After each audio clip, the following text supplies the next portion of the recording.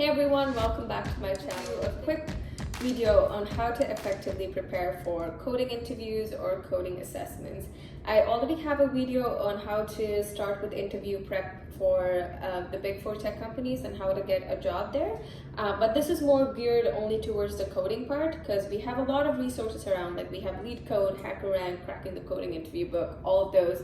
But how do we use all of these effectively without getting overwhelmed and anxious is the question, because when I first started using these, I felt very anxious and I felt like I didn't know anything and I had no idea what I was doing.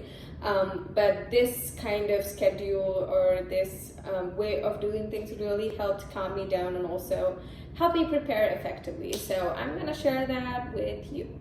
So as the first thing, I took Cracking the Coding Interview Book. I read a little bit about the interview experiences and what interviewers look for company specific wise.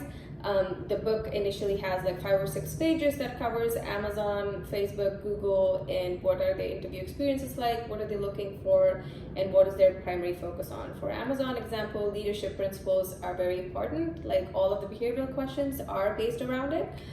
So each company has its own tenets, so the book kind of talks about that, which is very useful.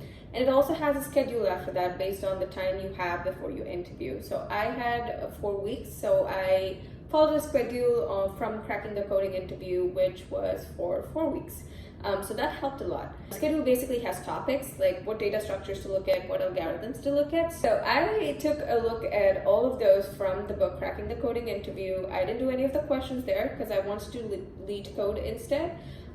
So then I went ahead and signed up for LeadCode. LeadCode has a premium option. I think it's $35 per month. So I signed up for that so I could get access to the question bank.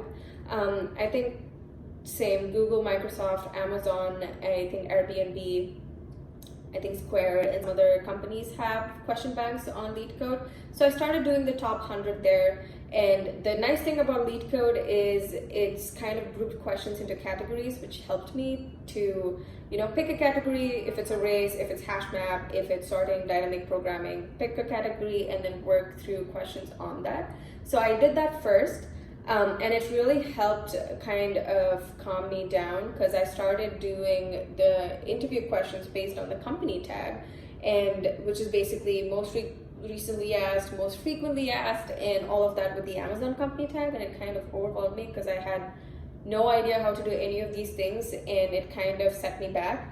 But when I followed the top 100 Amazon questions first, I kind of had an idea of what concepts they were asking and how to answer them. So my schedule was, I looked at the top 100, did all of these. I essentially did not write down and make sure that my test cases passed everything in the first go.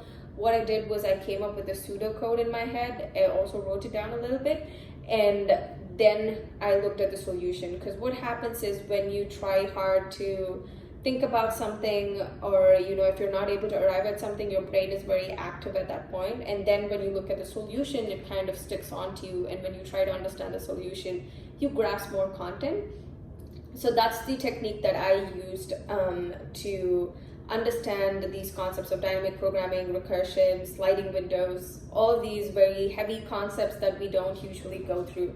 So that's how I retained those. And after finishing these top 100 questions, what I did was I went back to the company tab and I looked at the questions in terms of most frequently asked and also most recently asked. So I looked at that and I tried to answer it. And if I was not able to write a pseudocode for any of these questions, I knew that I was not very well versed in the topic. So I would go back, brush up on that, and then come back to this. So use the company tag based questions as kind of a test, but use question banks or the top 100 questions as a way to understand what the company is looking for and the concepts that it's more interested in. After following this technique, I was able to clear coding interviews for Amazon, Oracle, and BlackRock, and also Barclays. So I hope these tips are useful or helpful to you, and let me know if this has helped you or if you have any other tips in the comments below. Thank you for watching.